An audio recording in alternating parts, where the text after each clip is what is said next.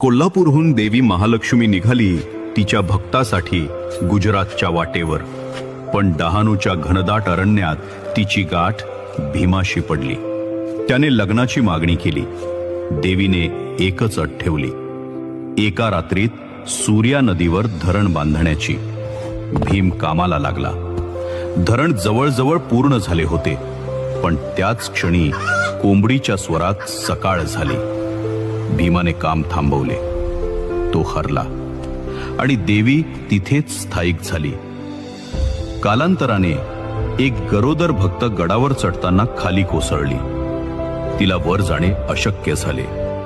तिच्या व्याकुळ हाकेने देवीला पाझर फुटला. ती म्हणाली, मीच तुझ्यासाठी पायथ्याशी येत आहे. आणि तेव्हापासून हे मंदिर गड पायथ्याशी उभे राहिले.